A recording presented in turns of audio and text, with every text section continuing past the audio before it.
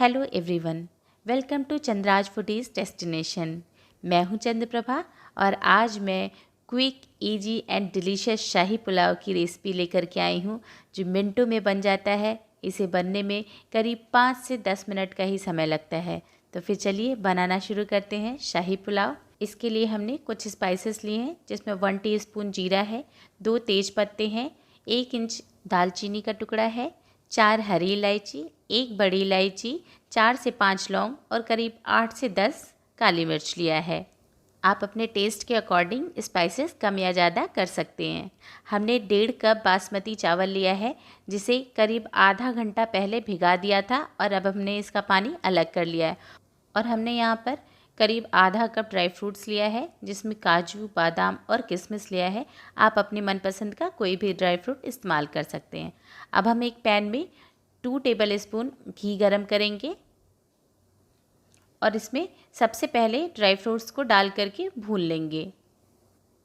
हम dry fruits को करीब 1 मिनट तक ही भूनेंगे। हमें इन्हें बहुत ज़्यादा नहीं भूनना है, बस हल्का गोल्डन होने तक ही इन्हें भूनना है। अब ड्राई फ्रूट्स भून गए हैं तो अब हम इन्हें निकाल लेंगे।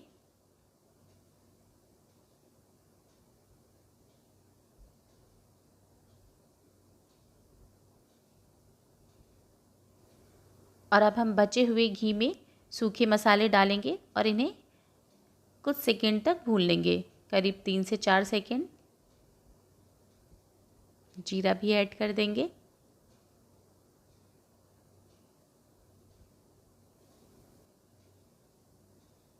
अब हमारे मसाले अच्छी तरीके से भून गए हैं, इसमें से अच्छी खुशबू आने लगी है। तो अब हम इसमें भीगे हुए चावल डालेंगे और इन्हें भी कुछ सेकंड तक भून लेंगे। हम चावल को मसालों के साथ भूनेंगे तो इससे बहुत ही अच्छा अरोमा आएगा।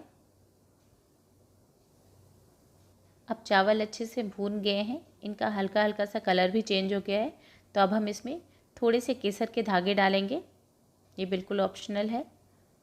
और इसमें करीब 2 कप पानी ऐड करेंगे। हमने 1.5 कप बासमती चावल लिया था तो हम इसमें 2 कप पानी ऐड करेंगे। आप चाहें तो इस स्टेज पर स्वादानुसार नमक ऐड कर सकते हैं।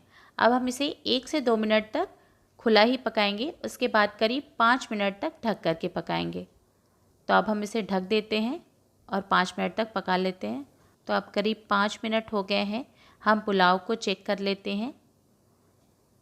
हमारे पुलाव बन कर के तैयार हैं। हम नीचे से इसका पानी देख लेते हैं और आप देख सकते हैं कि इसका पानी बिल्कुल ख़त्म हो गया है। चावल ने पानी को सोख कर लिया है। तो इसे हम हल्के हाथों से मिक्स कर देंगे जिससे ऊपर वाले चावल भी नीचे चले जाएं। बहुत ही अच्छा पुलाव बन कर के तैयार है। इससे खुशबू भी बहुत ही अच्छी आ रही है। मैं आपको चावल का एक दाना उठा कर के दिखाती हूँ और ये देखिए चावल बिल्कुल अच्छे तरीके से पक गए हैं। हमने इसे मैश किया और ये अच्छे से मैश हो गया है। तो अब हम इसमें ड्राई फ्रूट्स डालेंगे और इसे हल्के हाथों से मिक्स कर देंगे। और अब हम इसे करीब 2 मिनट तक ढक कर के छोड़ देंगे। हमें फ्लेम को ऑफ करके ही रखना है। तो अब करीब 2 मिनट हो गए हैं और हमारे पुलाव अच्छे से सेट हो गए हैं। अब हम इसे एक बार और अच्छे से मिक्स कर देंगे।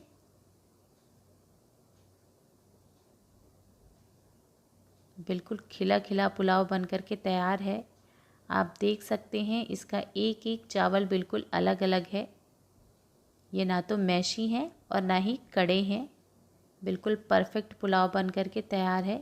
तो अब हम इसे एक बोल में निकाल लेंगे।